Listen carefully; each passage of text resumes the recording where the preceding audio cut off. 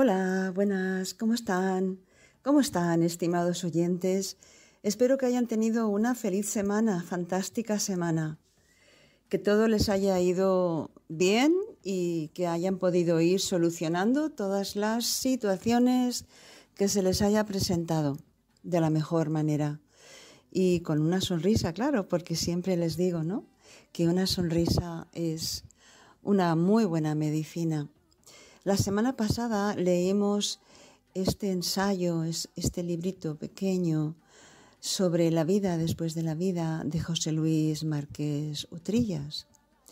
Y esta semana les quiero también leer otro libro del mismo autor, de José Luis Márquez Utrillas, que se titula La vida sigue. Reflexiones ante la muerte, se titula o se subtitula. Es un libro que sale del corazón y desde la experiencia de perder un ser querido a una tierna edad. Así que, pues, para no entretenernos más, voy a empezar a leerles. La nota del editor dice: con la publicación de este libro de José Luis Márquez, Arca Editorial rinde homenaje a la memoria de su hijo Noé, verdadero ejemplo de entusiasmo y vitalidad para su generación, que abandonó su vestidura física a los 21 años de edad. Noé tenía 21 años, una salud de hierro y una eterna sonrisa en su semblante cuando se fue en aquella inolvidable semana del mes de febrero. Acababa de jugar su último partido de bádminton. Todo en él sugería energía y vitalidad. Cualquiera hubiera predicho que le esperaba una larga y emocionante vida, pero no fue así. El torrente sanguíneo de Noé quiso entrar en su corazón a la velocidad vertiginosa con la que él mismo quería vivir la vida, y se produjo el colapso. Una bajada de tensión anunció un paro cardíaco impredecible, tan impredecible que pensó que bastaría con una bebida refrescante para que le subiera el azúcar. Su muerte fue tan dulce y serena como lo fue su vida. Su padre, José Luis, asistía a un curso en Madrid. Su madre, Margarita, visitaba a sus familiares en Palma. Noé y su hermana Iris, unos años menor que él, estaban solos en su casa de Albacete. Cuando vio a su hermano inerte en el sofá, Iris se apresuró a buscar ayuda. Los vecinos la ayudaron a bajarlo en el ascensor y cuando llegó la ambulancia ya lo estaban llevando al hospital. Pero el corazón se había parado. No importa, es muy joven, no puede morir, tenemos que reanimarlo. Y el gran corazón de Noé, a pesar de llevar más de 15 minutos parado, volvió a latir. ¡Uf, qué alivio! Un respiro tan necesario como fugaz. Su corazón latía apurando los últimos días de vida, pero su cerebro nunca salió del coma. Noé tenía tantos amigos, tanta vida, tantas experiencias, tanto amor que ofrecer, que necesitó más de una semana para preparar su último viaje. Se fue en un instante, pero todos los minutos de la vida de sus padres, de su hermana, de su novia Chari y de los que habíamos gozado de su amistad serían insuficientes para recordarle. La vida de Noé fue tan intensa como su muerte. Sus ojos, enmarcados por una sempiterna sonrisa, emanaban una felicidad serena y contagiosa, una serenidad que llegó a irradiar a todos, incluso en los días de espera ante la sala de cuidados intensivos del Hospital General de Albacete, donde, conectado a una máquina, esperaba impaciente a que sus seres queridos se prepararan para permitirle iniciar su viaje hacia la eternidad. Una alegría que logró transmutar las lágrimas de dolor que todos vertíamos en su entierro por perlas de ilusión y esperanza. El mismo día de su muerte, uno de sus mejores amigos enviaba este mensaje por internet: Noé conquistó nuestros corazones en su vida terrenal y ha seguido conquistando las ciudades de los corazones de amigos, familiares y gente cercana en los momentos de agonía y de resolución final, tal como lo seguirá haciendo en el futuro. Ha acercado a muchas personas al poder de la oración, tanto a bajáis como a no bajáis, y mientras dormía ha despertado llamas de amor a Dios en muchos. Una semana ha tardado su preparación para su nueva posición en el ejército celestial, donde seguirá incansable, librando batallas espirituales con la vitalidad que en todo momento mostró en este mundo.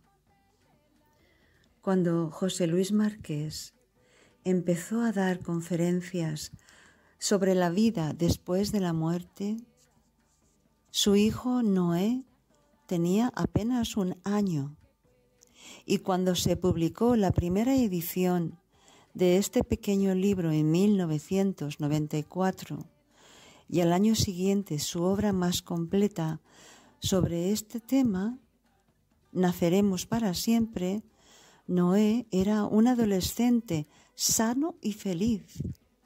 Nada hacía prever que 5 años más tarde José Luis tendría que poner en práctica todos sus conocimientos teóricos y probar sus creencias sobre la otra vida en su propia piel. Y pasó la prueba, tanto él como su esposa Margarita y su hija Iris. Todos ellos hicieron que los que creíamos que Dios ha hecho de la muerte su mensajera de alegría, pasáramos de tener fe a tener certeza en la verdad de estas palabras. No hay nada más desgarrador que la muerte de un hijo, pero cuando aquella tarde del 9 de febrero cientos de amigos de toda España llegábamos al cementerio de Albacete para despedir a Noé, José Luis y Margarita supieron dar consuelo a todos, uno por uno, haciendo así que el entierro de Noé fuera como su vida, un festival de alegría y felicidad, donde las lágrimas de dolor fueron sustituidas por los abrazos de los jóvenes que, llegados de toda España con el estrés de los exámenes a sus espaldas, se consolaban unos a otros, donde el rigor del luto se teñía con el perfume multicolor que emanaba de los cientos de flores llegadas de todos lados, y donde el llanto de los más desconsolados era acallado por las melodías sagradas de las plegarias que ascendían hacia el cielo crepuscular de Albacete, entonadas por sus mejores amigos. Así que, en nombre de los lectores anónimos y conocidos, sirva este pequeño prólogo como homenaje a Noé Marqués y a su familia, porque su paseo entre la vida y la muerte nos ha ayudado a sobrevivir y superar los momentos amargos de la separación física de nuestros seres queridos. Este prólogo lo firma Teresa Enríquez. Prefacio. ¿Qué ayuda a llevar con serenidad la muerte de un ser querido? Estar convencido de que existe otra vida después de esta, que no conocemos, pero que sin duda ha de ser mucho mejor. La ciencia no puede decir nada al respecto, puesto que queda fuera de su ámbito de estudio. Pero el hecho es que la mayor parte de la humanidad cree que la vida sigue después de esta. Las creencias han variado según las épocas, las culturas y las religiones. Este libro presenta una creencia razonable y fundada como una síntesis depurada de las creencias del pasado. Lo importante no es vivir muchos años o pocos, sino vivirlos bien. Aunque no hubiera otra vida, no hay que llorar por los que mueren, sino por nosotros mismos, los que añoramos. Tanto si su espíritu vive como si desaparece, en ningún caso echan de menos lo que han dejado o lo que hubieran hecho de seguir viviendo. Aunque un instinto muy fuerte nos impulsa a querer vivir muchos años y sobre todo a tener siempre a nuestros seres queridos, esto no está garantizado, sino todo lo contrario. Hemos de familiarizarnos con la idea de que cualquiera de nosotros puede enfermar o morir cuando menos pensamos. Imaginemos que tenemos una fecha de caducidad, como los yogures, pero que no sabemos cuál es. Solo podemos vivir intensamente y saborear el día a día que se nos va dando. No centrar toda la vida en los hijos ni en la pareja con dependencia uno del otro.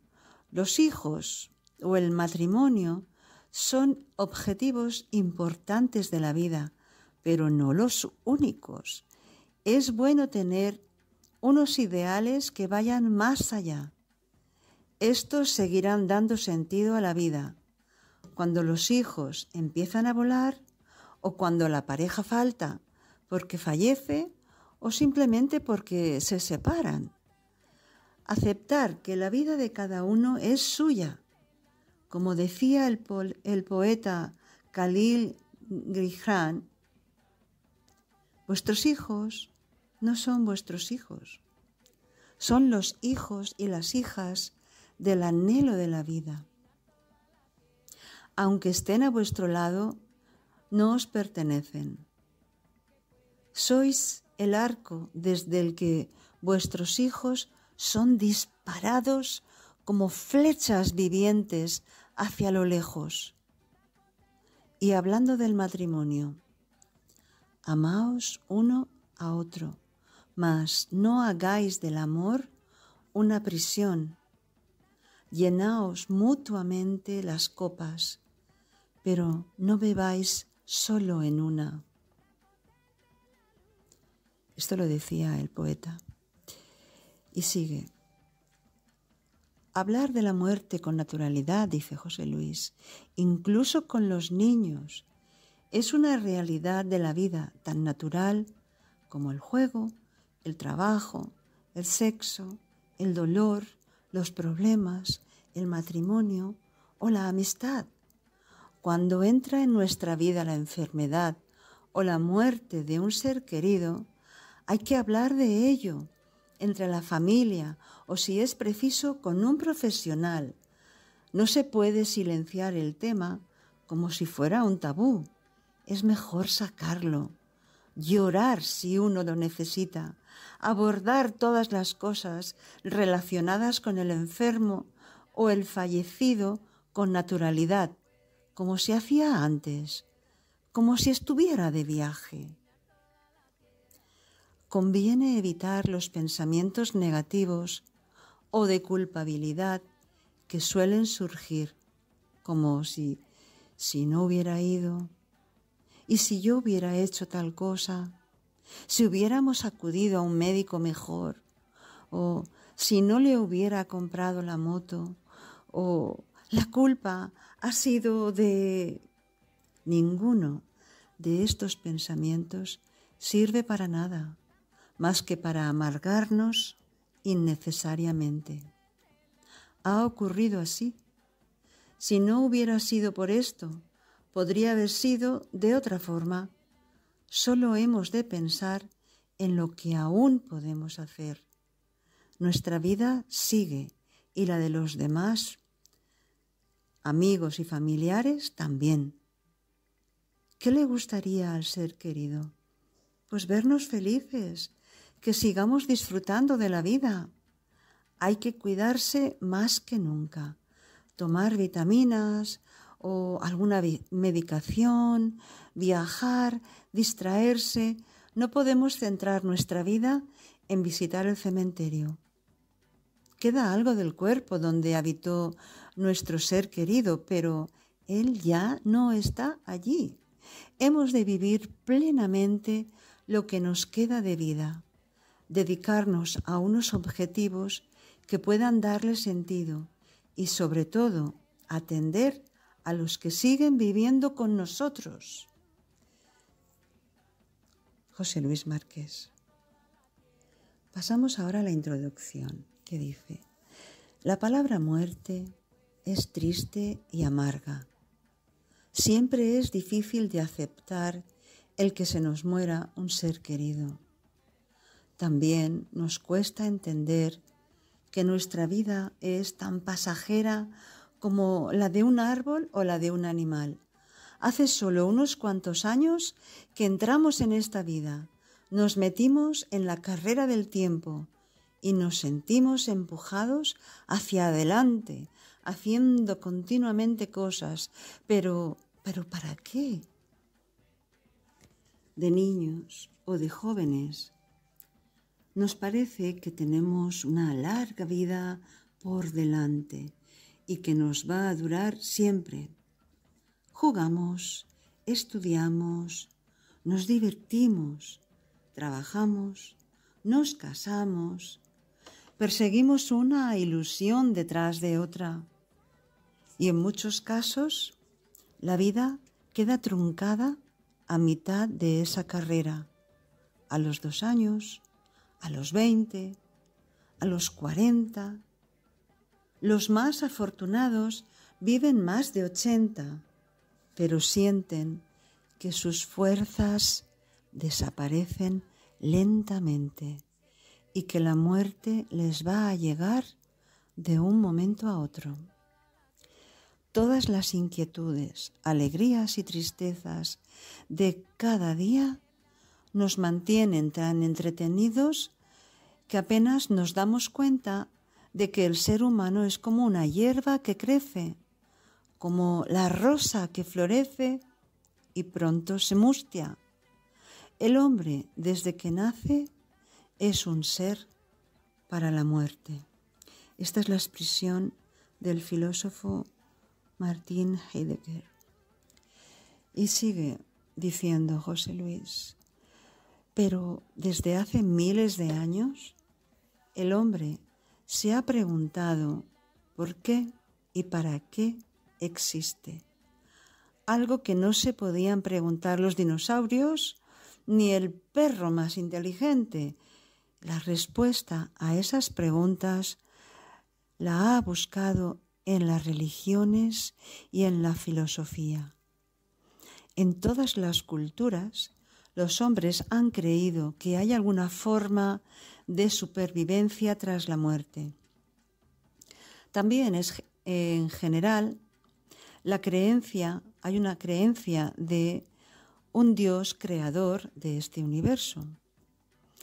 Algunos científicos y filósofos de estos últimos siglos han negado la creencia religiosa al ver que la existencia de Dios o del alma fuera del cuerpo no son realidades constatables por la ciencia empírica con la que investigamos todas las cosas.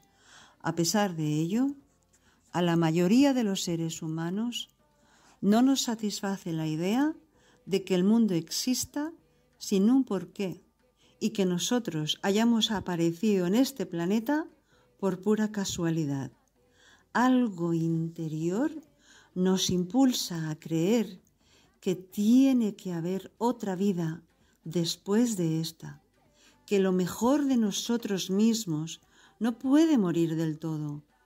Como decía Unamuno en El sentimiento trágico de la vida, me dan raciocinios en prueba de lo absurda que es la creencia en la inmortalidad del alma, pero esos raciocinios no me hacen mella, pues son razones y nada más que razones, y no es de ellas de lo que se apacienta el corazón.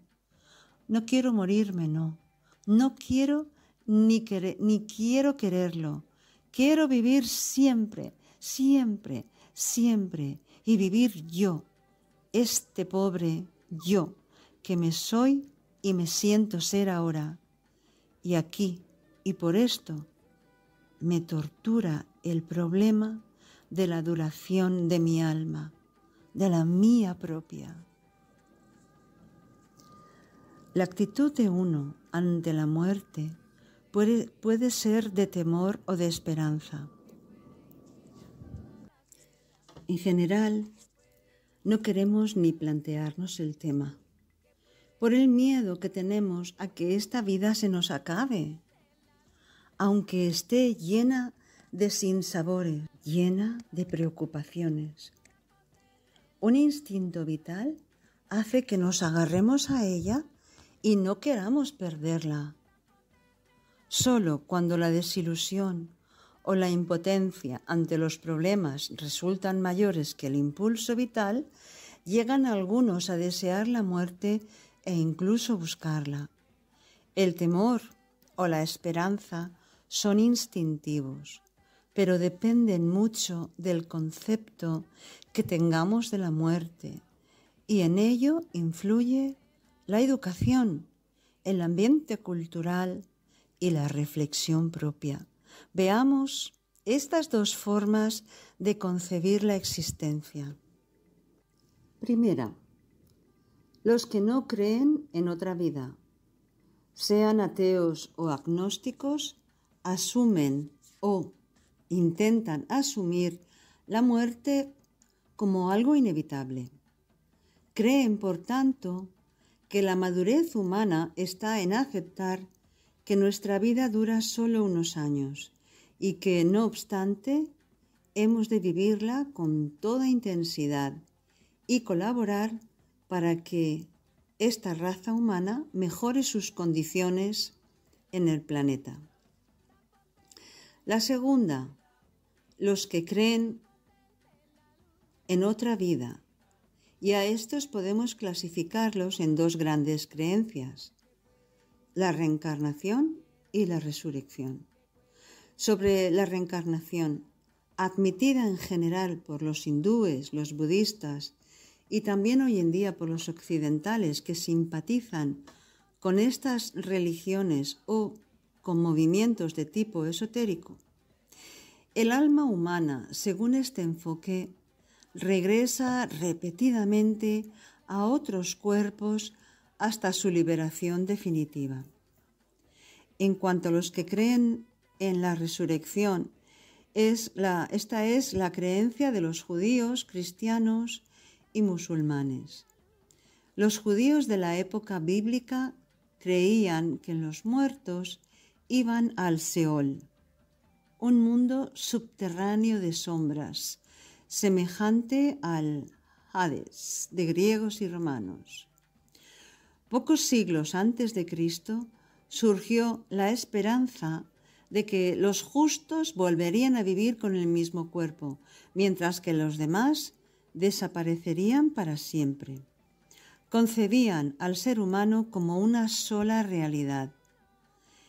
El alma no era algo separable del cuerpo, sino solo su aliento vital, identificado sobre todo con la sangre. Los saduceos negaban la resurrección como contraria a la tradición más antigua, pero Cristo reafirmó la creencia de los fariseos en una resurrección corporal después de un juicio final. También Muhammad impulsó la fe en una gran resurrección que habría de ocurrir al final de los tiempos. ¿Cuál es la situación del alma hasta el juicio final y cómo será ese cuerpo que recobremos? Son temas en los que difieren unas creencias y otras. Para los testigos de Jehová, siguiendo literalmente los textos bíblicos, el alma no existe y solo los justos volverán a revivir, con el mismo cuerpo rejuvenecido y en esta tierra que será un paraíso terrenal. Según Muhammad, al alma se le hace un juicio individual en la tumba, pero permanece como en un sueño hasta el día de la resurrección, en que le parecerá que ha pasado solo una hora. Este mismo sueño sin dolor alguno fue sostenido por Lutero, el reformador y protestante, ateniéndose a la concepción bíblica de la persona humana como un todo. Los católicos, en cambio, creen que el alma pasa por el juicio individual nada más morir y queda ya bien en el cielo, el infierno o transitoriamente en el purgatorio. En el día del juicio final, el alma se volverá a unir al cuerpo que aquí la albergaba. Es difícil precisar hasta qué punto será este cuerpo idéntico al que se hubiera tenido en esta vida. En todo caso, no será tan material ni tendrá las necesidades fisiológicas que ahora nos limitan.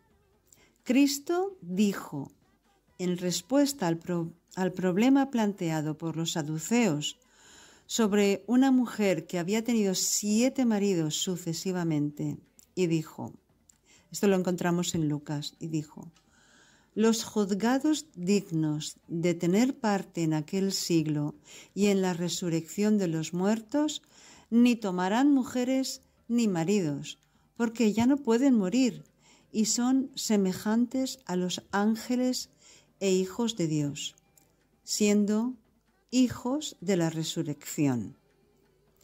Y en palabras de San Pablo, que lo encontramos en Corintios, dice, la reencarnación, dice, se siembra un cuerpo natural, resucita un cuerpo espiritual. Se siembra un cuerpo natural, resucita un cuerpo espiritual. Vale. La reencarnación y la resurrección son dos enfoques muy distintos, pero en lo esencial coinciden. El objetivo de nuestras vidas es liberarnos de las limitaciones de este mundo material y gozar al fin de una vida espiritual, con felicidad y en unión con Dios. Y para esto hemos sido creados. Y esto lo enseñan las religiones. Baha'u'lláh lo expresa así. Habiendo creado el mundo y todo lo que en él vive y se mueve, Dios escogió conferirle al hombre la singular distinción y capacidad de conocerle y amarle. Una capacidad que debe necesariamente ser considerada el impulso generador y el objetivo primordial que sostiene la creación entera. Oh Hijo del Hombre, amé tu creación, por eso te creé. Por tanto, ámame para que mencione tu nombre y llene tu alma con el espíritu de vida. En este libro se va a esbozar tan solo algo de las enseñanzas de Baha'u'lláh sobre la otra vida. En 1852 fue arrojado a una oscura mazmorra junto con otros compañeros para ser martirizado por sus creencias religiosas. Allí se sintió llamado a revelar el mensaje de Dios para los hombres de nuestro tiempo. Baha'u'lláh era un noble persa y se le permitió salir de la prisión, pero fue desterrado a varios países hasta llegar a la fortaleza de San Juan de Acre, en Tierra Santa, cerca del Monte Carmelo. En los 40 años de su revelación, escribió a los gobernantes de su época planteándoles el desarme, planteándoles la paz definitiva, reformas para el bienestar de los pueblos y la unión de todos los países en un nuevo orden mundial. Para millones de bahá'ís, que antes eran hindúes, budistas, judíos, cristianos, musulmanes o agnósticos, para todos estos, Baha'u'lláh es la manifestación de Dios para esta nueva era. En él nos habla el mismo Espíritu de Dios que se reveló en Krishna, en Buda, en Moisés, en Cristo y Muhammad. Sus enseñanzas no son un sincretismo ni una mezcla de creencias antiguas, sino su continuación y su síntesis, como cualquier ciencia actual que asume todos los hallazgos anteriores y los supera. Precisamente en estos tiempos en que la ciencia parece sustituir a la religión, muchas personas siguen buscando una explicación espiritual de la vida y de la muerte. También ahora se están dando a conocer las experiencias de quienes han estado a punto de morir. Según cuentan, la muerte no es algo trágico que debamos temer, sino una puerta que se abre a una luz totalmente nueva y al encuentro con seres queridos que ya se fueron. Al menos para ellos, la muerte ha dejado de ser una palabra triste y amarga.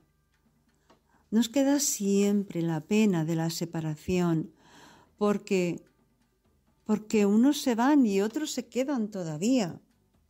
Pero si hay una esperanza de volver a encontrarnos, la separación se convierte en espera y nuestra vida adquiere su pleno sentido.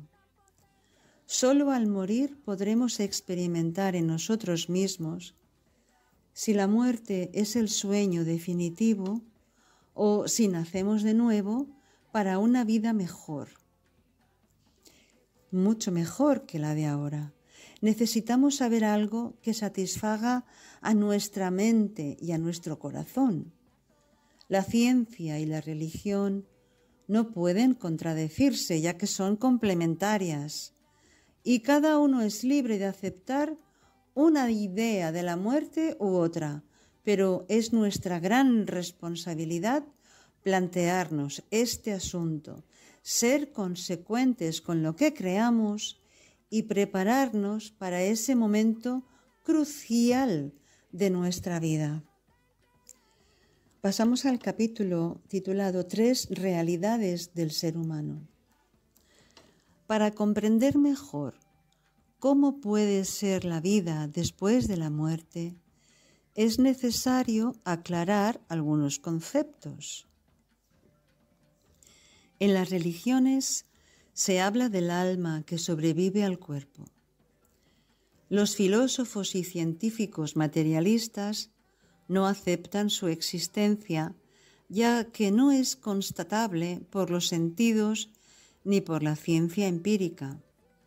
Otros muchos intelectuales a lo largo de la historia han afirmado la existencia del alma y su inmortalidad, así como la existencia de Dios. Los argumentos para probar estas realidades espirituales requerirán muchas explicaciones. En definitiva, es una decisión personal entre dos actitudes posibles. Creer que solo existe la materia y que somos unos animales más inteligentes que otros, o bien creer que hay unas realidades metafísicas más allá de lo físico y que dan una explicación más profunda a nuestra existencia. Aunque se suele hablar más a menudo de que el ser humano está compuesto de cuerpo y alma según el esquema clásico de Aristóteles, tampoco es nuevo el distinguir 3 realidades: cuerpo, alma y espíritu. San Pablo termina su primera carta con esta expresión: que Él, el Dios de la paz, os santifique plenamente, y que todo vuestro ser, el espíritu, el alma y el cuerpo, se conserve sin mancha hasta la venida de nuestro Señor Jesucristo. Explicaremos algo sobre estos conceptos según las enseñanzas de Bahá'u'lláh y de Abdul-Bahá, su hijo e intérprete autorizado por él mismo. El cuerpo. El cuerpo, compuesto de átomos materiales y originado por la unión del óvulo y del espermatozoide, procedentes de nuestros padres. Todos conocemos bien nuestro cuerpo con las ventajas y limitaciones que conlleva, pero a la vez nos sentimos pensando dentro de nuestra cabeza y tenemos conciencia de ser algo más que este cuerpo en que habitamos. A nuestro yo consciente lo llamamos alma. El alma es, por definición, lo que anima al cuerpo, o sea, la vida que en él alienta. Los animales también tienen alma o ánima, de donde viene el término de animal, pero es un alma meramente sensitiva. El alma humana, en cambio, está dotada de un poder especial que llamamos mente o inteligencia, por lo que es un alma racional.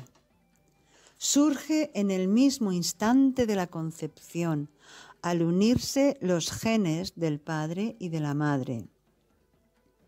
Hasta ese momento eran 2 células humanas, pero desde entonces es un ser humano con inteligencia racional, aunque solo en potencia, ¿verdad? Bastará un desarrollo normal para que esa inteligencia se manifieste. Lo mismo que una semilla que germina bajo tierra es potencialmente ya un árbol en desarrollo.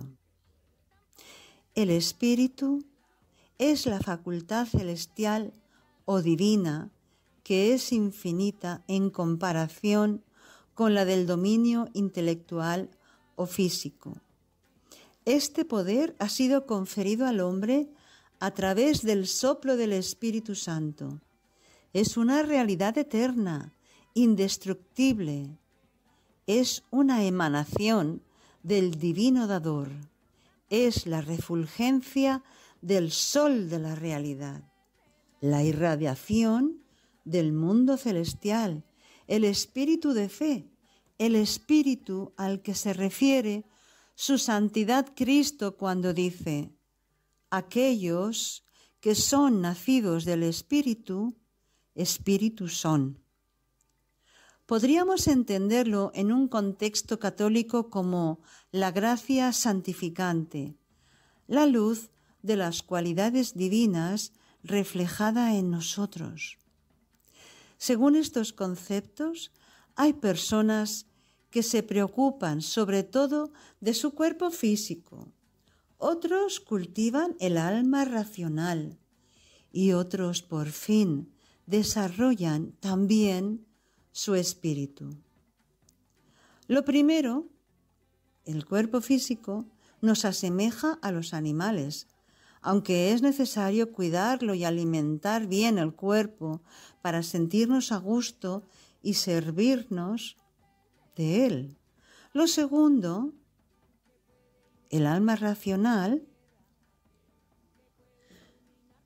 nos hace más humanos y es una responsabilidad adquirir conocimientos e impulsar adelante la evolución de la sociedad humana. El tercero, el espíritu, nos hace más divinos al intentar ser una buena imagen de Dios y manifestar su bondad entre nosotros.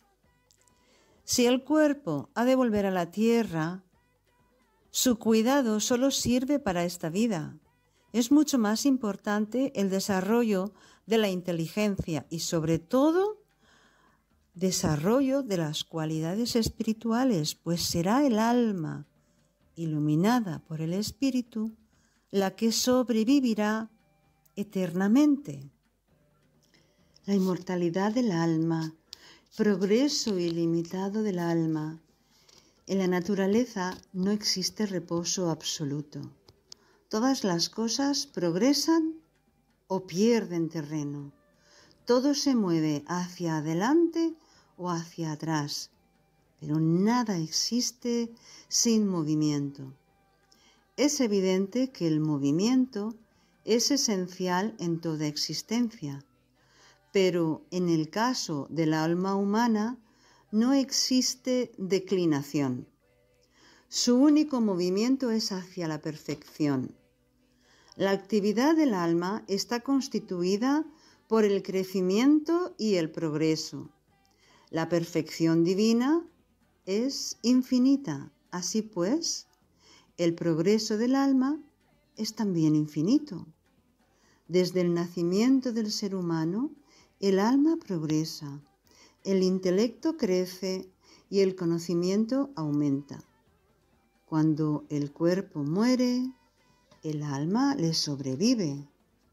Todos los diversos grados de cuerpos físicos creados están limitados, pero el alma no tiene límite.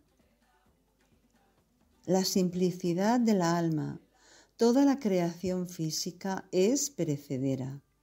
Los cuerpos materiales se componen de átomos. Cuando estos se separan, empieza la descomposición y llega lo que llamamos la muerte. Esto es lo que nos dice Abdul Bahá. Con el alma ocurre lo contrario. El alma no es una combinación de elementos, ni se compone de muchos átomos, es de una sustancia indivisible y por consiguiente eterna. Está completamente fuera del orden de la creación física. Es inmortal. El propósito de la creación. Considerad el propósito de la creación. ¿Será posible que todo se haya creado para evolucionar y progresar a través de innumerables siglos? Con solo esta finalidad tan limitada, unos cuantos años de la vida de un hombre sobre la tierra, ¿no es increíble que solo esto sea el propósito final de la existencia? El mineral evoluciona hasta que es absorbido en la vida de la planta. La planta progresa hasta que finalmente pierde su vida en la del animal. El animal, a su vez, formando parte del alimento del hombre, es absorbido en la vida humana.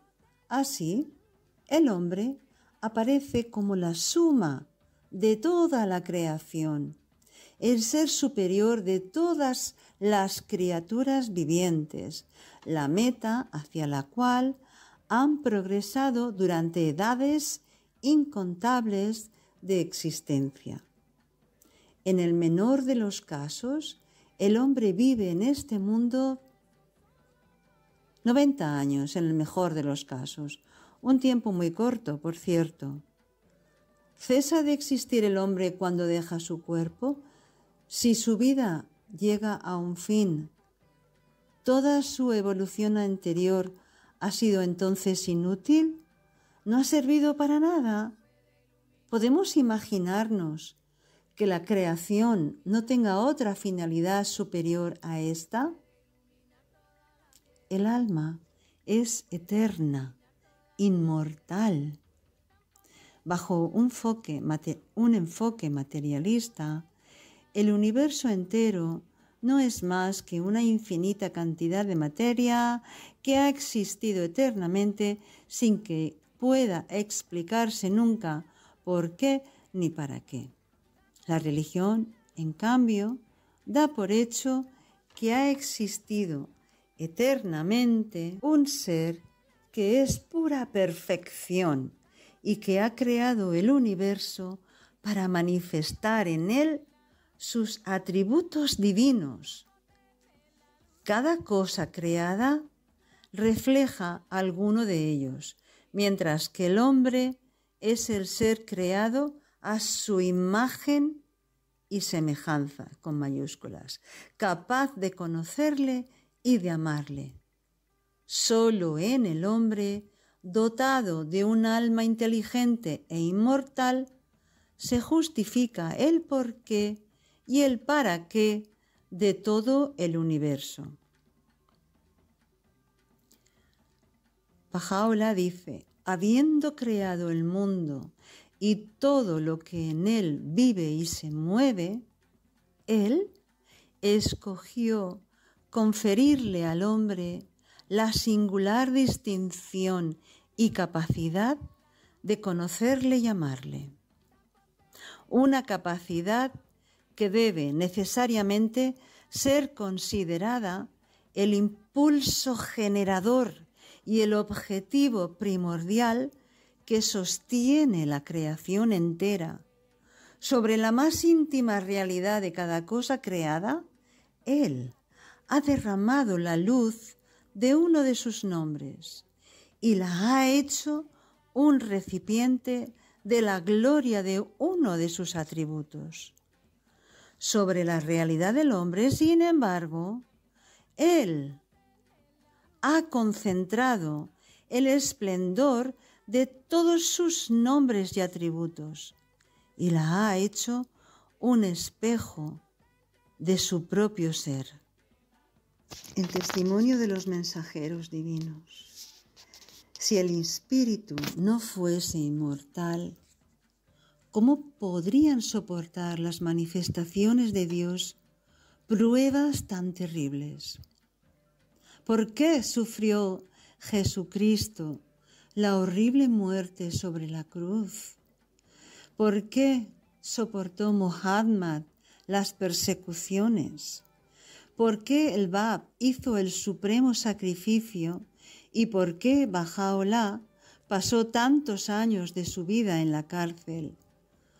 ¿Por qué habían de soportar todos estos sufrimientos sino para dar prueba de la vida eterna del Espíritu? Cristo sufrió. Él aceptó todas las pruebas por la inmortalidad de su Espíritu. Si el hombre reflexiona, podrá entender el significado espiritual de la ley del progreso, como todo se mueve de lo inferior hacia lo superior. Esa es la dimensión espiritual. Los favores de Dios nos rodean por todas partes. Pero si el ojo consciente del alma del hombre permanece velado y en tinieblas, negará estos signos universales y permanecerá privado de estas manifestaciones de la bondad divina. Por lo tanto, debemos esforzarnos de alma y corazón para que el velo que cubre el ojo de la visión interior pueda ser levantado y podamos contemplar las manifestaciones de los signos de Dios. En la matriz de la Madre fuimos receptores de los dones y bendiciones de Dios. Sin embargo, estas han sido como nada en comparación a los poderes y gracias que nos han sido dados después del nacimiento en este mundo humano. Pues de la misma manera, si nacemos de la matriz de este ambiente físico y fenomenal a la libertad y elevación de la vida y visión espirituales, consideraremos esta existencia mortal y sus bendiciones comparativamente como sin valor. Fundamentación de la moral. Otro de los argumentos clásicos para razonar la supervivencia del alma ha sido la necesidad de justicia que no suele cumplirse en esta vida. El mundo parece un sueño absurdo en el que los más egoístas medran con facilidad, mientras que millones de inocentes sufren sin haberlo merecido. En el antiguo judaísmo no estaba clara la otra vida y ésta resultaba bastante injusta. El impaciente Job se rebelaba contra los sufrimientos injustos que le habían sobrevenido y solo al fin los aceptó al pensar que, si Dios ha creado cosas tan maravillosas, tiene sin duda una sabiduría que nosotros no podemos comprender. La fe en la resurrección y en la inmortalidad fue tomando consistencia. Cristo las reafirmó con sus palabras y con las visiones que de él tuvieron algunos discípulos tras su muerte. En las religiones de la India, las desigualdades se justifican por la ley del karma o de causa y efecto. Según esta ley, renacemos muchas veces condicionados por los méritos o deméritos de nuestra vida anterior. La justicia de Dios y la ley de causa y efecto se cumplen, por supuesto, tanto en esta vida como en la otra, pero no de forma irreparable como en el esquema salvación-condenación, ni tampoco regresando a este mundo material. Más adelante se verá cómo en la otra vida se puede cumplir la misericordia y la justicia de Dios. Pues aquí termina esta primera parte, estimados oyentes.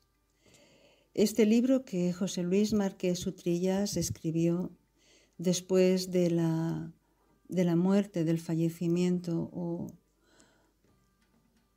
del nacimiento de su hijo en la vida espiritual, cuando abandonó esta vida física.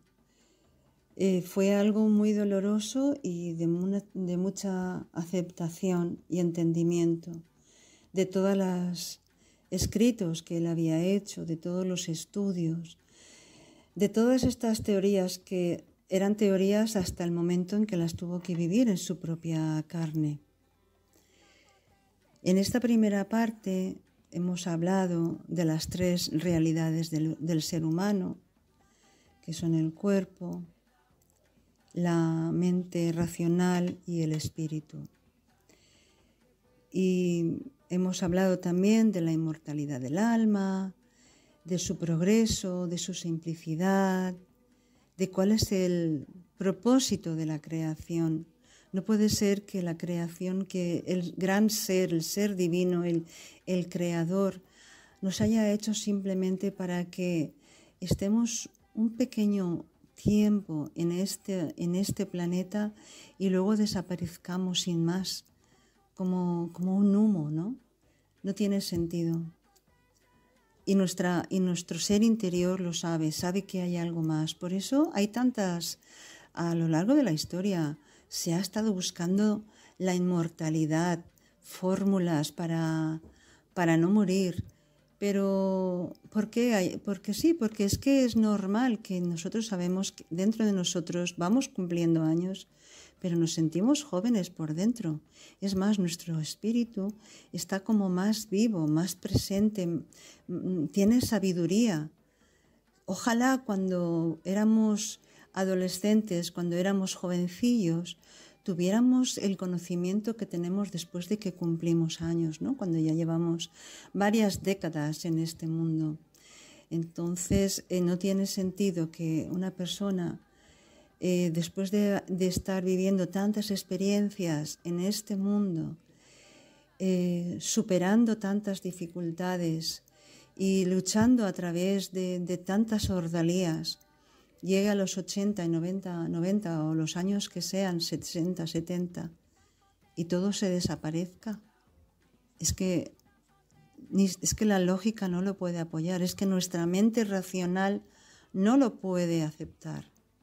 Hay algo que dice, no, esto tiene una continuidad, aunque yo no lo vea, aunque yo no sea consciente, aunque no seamos conscientes de las personas que se han ido ya de esta realidad física, no sabemos qué es lo que están viviendo ellos, pero nuestra mente nos dice, hay algo más. Es como una voz ahí dentro de nosotros que dice, hay algo más. Y cuando empezamos a vivir de una forma más respetuosa con nuestro prójimo, cuando empezamos a ser personas más consideradas, practicamos algo de generosidad, aunque sea, como les digo siempre, ¿no? Una sonrisa a alguien que está por ahí como absorto en sus pensamientos o en sus sufrimientos, y le damos una sonrisa, pues eso es un acto de generosidad.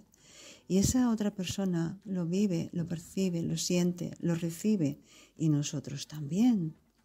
Entonces ahí vemos que hay algo más, algo que se mueve dentro de nosotros, que no es nuestros brazos, nuestras manos. Hay algo, ese misterio de la vida espiritual, que la sentimos también en el sueño, esos sueños que tenemos tan vividos que cuando despertamos sabemos que hemos vivido algo mientras estábamos dormidos. Y hay sueños que permanecen a lo largo de nuestras vidas como algo, una experiencia, como una experiencia real.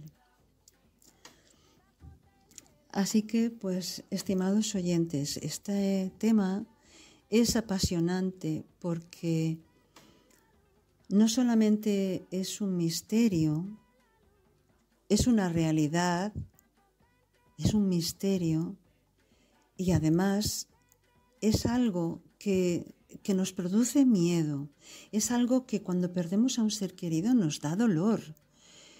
Sufrimos esa falta, ese vacío que deja ese ser que se fue.